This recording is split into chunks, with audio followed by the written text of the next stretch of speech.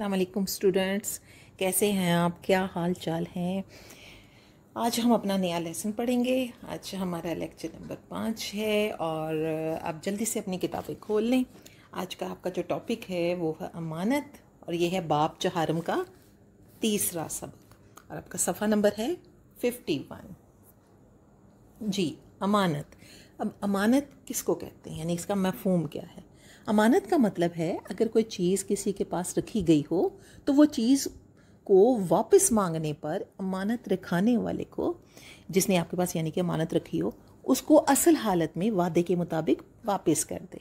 यानी आपके पास किसी ने अगर अमानत कोई चीज़ रखवाई है, ठीक है, तो अगर उसने जब उसको वापस मांगा है तो आपने बिल्कुल उसमें कोई कमी बेशी किए बगैर वापस उसकी चीज़ उसको दे देना अमानत कहलाता है। अमानत रखने वाला अमानत की हिफाजत और वापसी का पाबंद होता है। अगर अमानत में कोई कमी बेशी की जाए या वापस करने में देर की जाए तो ये ख़यानत है और ईमानदारी की बजाय ये बददियानती है। यानी अमानत के मुतल्लिक कुरान पाक में फ़रमाया गया है, तर्जमा है, तो अमानतदार को चाहिए कि साबे इमानत की इमानत को वापस कर दे। आप ये देखें कि जो इंसान किसी की अमानत में ख़यानत करता है ना, तो वो जो है बददियानत कहलाता है, ठीक है ना। और अमानत सिर्फ रुपए पैसे में भी नहीं होती है, ये बहुत सारी चीज़ों में होती है। अब रोज़मर्रा का जो लेन देन है उसमें क्या होता है, कारोबार आ जाता है, नाप तोल वगैरह भी आ जाती हैं। अमानत का दायरा कार जो है ये सब चीज़ें उसी में आती हैं। यानी आप कोई भी काम करते हैं ना, कोई दफ्तरी काम कर रहे हैं, कोई कारोबार कर रहे हैं या कोई चीज़ बेच रहे हैं, तो उन सब चीज़ों में अमानत का पहलू जो है वो आता है। मसलन अब ये देखें कि मुलाजमों को ज़िम्मेदारी से फ़राइज़ अदा करना और एतमाद पर पूरा उतरना भी अमानतदारी की एक सूरत है। मज़दूर अपनी तयशुदा उजरत के बदले पूरा काम करके हक़ इमानत अदा करता है, यानी कि जितनी उसको कहा जाती है कि इतनी इसको तनख्वाह मिलनी है और ये काम करना है, तो अगर वो अपना काम उसको बिल्कुल वैसे ही करता है जैसे कहा गया हुआ है तो वो बिल्कुल हकदार है और वो उसने अच्छा इमानत से काम किया।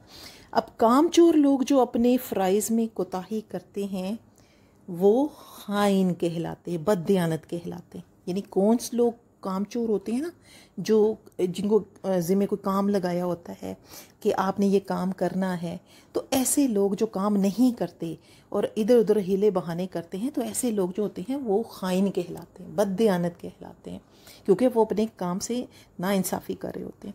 यकीनन वो ज़िम्मेदारियाँ जो माशरे की तरफ से हम सब पर आयद होती हैं, उनको ईमानतदारी से सरअंजाम देना भी अमानत है, ठीक है। यानी कि आप ये देखें कि जो इंसान अगर किसी को कोई इमानत सौंपता है और वो उस पर पूरा नहीं उतरता, तो इसका मतलब है कि वो उसने अमानत में ख़यानत की। यानी अगर फ़र्ज़ करें, इसकी रोज़ की मिसाल में अगर आपको इस तरह दूँ कि अगर मैंने आपको क्लास में, फ़र्ज़ करें एक टीचर है, आपको कोई काम क्लास में कहता है आपने ये करना है, ठीक है, आपको कहा गया, आपके ज़िम्मे एक काम लगा दिया और आपने ठीक है कह दिया कि ठीक है जी मैं काम करके लाऊंगा। उसके बाद आप अगले दिन जब आए, वो अमानत के तौर पे वो चीज़ आपसे मांगी कॉपी कि लाओ जी वो कॉपी दो मुझे जो मैंने काम करने के लिए दी थी, तो आप वो काम आपने उसके ऊपर किया ही नहीं हुआ, ठीक है, आपने कोताही की। आपके ज़िम्मे वो फ़राइज़, वो आपके लिए जो आप पे लगाई थी एक ड्यूटी, आपने वो ज़िम्मेदारी जो लगाई थी आपने करके लाना, आपने नहीं किया, तो क्या आपने काम में कोताही की, ठीक है। तो इस चीज़ के लिए जो है वो फिर बंदा जो है वो बददियानत कहलाता है। तो इरशाद बारी ताला है अल्लाह ताला का कि खुदा तुमको हुक्म देता है कि अमानत वालों की इमानतें उनके हवाले कर दिया करो। यानी कुरान पाक में आप ये देखें कि अमानतदारी की कितनी अहमियत बताई गई है और बार बार इसमें ताकीद की गई है कि जो लोग जिनकी इमानतें आपके पास रखवाते हैं, आप उनकी इमानतें उनको वापस कर दें। और अमानत सिर्फ रुपए पैसे की नहीं होती। आप ये देखें, अगर आप मतलब किसी को राज कोई बताते हैं तो वो भी एक अमानत है आपके पास, जो आप किसी को नहीं बताते, ठीक है। अच्छा, तो उसके बाद आप ये देखें कि अमानत की हिफाजत करना जो है वो तमाम अम्बिया अलैहिस्सलाम की सिफ़त रही है। अम्बिया कराम जो थे वो लोगों की इमानतें हमेशा उनको बाहिफाजत वापस करते थे। अल्लाह ताला की तरफ से सौंपी गई जिम्मेदारियों को भी अम्बिया कराम ने अमानत समझकर हमेशा एहसन तरीके से पूरा किया। आपसे अगर कोई सवाल पूछे कि अम्बिया कराम ने अपने अमीन होने का हक़ कैसे अदा किया था, तो उसका जवाब क्या बनता है कि अंबिया कराम जो थे उन्होंने लोगों को अमानते हिफाजत उनको वापस करते थे और अल्लाह की तरफ से सौंपी गई जिम्मेदारियों को भी एहसन तरीके से पूरा किया।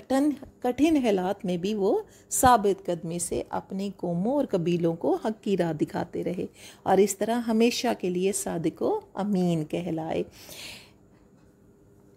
हज़रत मोहम्मद सल्लल्लाहु अलैहि वसल्लम ऐलान नबूवत से कबल अपने शहर मक्का में अल-सादिक यानी सच्चा और अल-अमीन यानी अमानतदार के अलकाब से मशहूर थे। यानी आपने जो ज़िंदगी में कभी झूठ नहीं बोला था, इस वजह से आपको ना लोग सादिक कहते थे, और अमीन आपको इसलिए कहते थे कि आप बहुत ही ईमानदार थे। इवन इतने के लोग जो थे, जो आपके दुश्मन थे जानी, वो भी अपनी अमानतें जो थी वो आपके सल्लल्लाहु अलैहि वसल्लम के पास रखवाया करते थे। हिजरत की रात आप सल्लल्लाहु अलैहि वसल्लम ने कुफार मक्का की सारी अमानतें हज़रत अली रज़ी अल्लाह तआला अन्हु के सुपुर्द करके ताकीद फरमाई कि इन अमानतों को उनके मालिकों को लौटाकर मदीने चले आना। हालांकि ये अमानतें उन मुशरिकीन मक्का की थीं जो आपके जानी दुश्मन थे। आप ये देखें कि आप सल्लल्लाहु अलैहि वसल्लम जो थे वो कितने अमानतदार थे कि वही जानी दुश्मन जो आपकी जान के दुश्मन हैं, उन्हीं की अमानतें आपके पास हैं, लेकिन आपने हज़रत अली को हुक्म दिया कि ये उनको देकर फिर मदीने आ जाना। अब है अमानत की अहमियत और फ़जीलत क्या है। आप ये देखें कि इस्लाम में अमानत को मोमिन के किरदार का बुनियादी जुज़ करार दिया गया है। यानी एक जो मोमिन है वो ईमानतदार होता है। नबी करीम सल्लल्लाहु अलैहि वसल्लम का इरशाद है कि जिसमें, ये अब हदीस है ये, कि जिसमें अमानतदारी का वस्फ़ नहीं उसका ईमान में से कोई हिस्सा नहीं। वस्फ़ खूबी को कहते हैं ना, यानी जो इंसान जो है जिसके अंदर ईमानदारी की खूबी नहीं है, ऐसा इंसान जो है उसका ईमान में भी कोई हिस्सा नहीं, यानी बेईमान शख्स हुआ ना वो, फिर जिसने अमानत की हिफाजत नहीं की। तो अमानत की हिफाजत करना और मालिक को वापस करना ईमान की निशानी है। तो अल्लाह ताला ने मोमिनों को एक सिफ़त ये भी बताई है कि वो लोग अपनी मानतों और अपने अहद की हिफाजत करते हैं। अहद क्या, यानी कि अपने कौल की, अपनी बात की जो वादा करते हैं उसकी हिफाजत करते हैं। नबी करीम सल्लल्लाहु अलैहि वसल्लम ने मशवरे को भी अमानत करार दिया है। जब किसी से मशवरा मांगा जाए तो उसका फ़र्ज़ है कि वो सही मशवरा दे। यानी कि अगर कोई किसी से बात करता है, कोई मशवरा करता है किसी से कि मैं ये काम कर लूँ या ना करूँ, कि जो गाइडलाइन लेने के लिए, रहनुमाई के लिए, तो किसी की रहनुमाई करना सही तरीके से, अच्छे तरीके से, अच्छा मशवरा देना जो है ये भी एक अमानत है। जब किसी से मशवरा मांगा जाए तो उसका फ़र्ज़ है कि वो सही मशवरा दे और मशवरा तलब करने वाले के राज को ज़ाहिर ना करे। किसी मजलिस में राजदारी की जो बात कही या सुनी जाए उसे हर किसी को बताना भी आदाब अमानत के ख़िलाफ़ है। जिन लोगों को कौमी ज़िम्मेदारियाँ सौंपी जाती हैं उनका भी फ़र्ज़ है कि वो कौमी राज़ों की मुकम्मल हिफाजत करें, क्योंकि ज़ाहिर है ये भी मुल्क की सालमियत का जो है होता है। ऐसी बात ज़ाहिर ना करें जिससे मुल्क व मिल्लत के नुकसान का अंदेशा हो। तो हमें अब ये चाहिए कि हम बहैसियत मुसलमान, एक मोमिन के, हमें ये चाहिए कि हम अपने प्यारे नबी सल्लल्लाहु अलैहि वसल्लम के उस्वा के मुताबिक अमल करें। उस्वा क्या है, यानी आपकी सुन्नत जो आपने कहा करने के लिए वो उस पर अमल करें, और सभी कामों में, अपने ज़िंदगी में जो भी हमारे ज़िम्मे काम है उनमें अमानत और दयानत का सबूत दें। अब आपने लेसन तो उम्मीद है आपको समझ आ गया होगा। तो अब आपने क्या करना है, ये जो आपको स्लाइड पे सवालात नज़र आ रहे हैं ना, आपने इसको अपनी कॉपी पे करना है, ठीक है।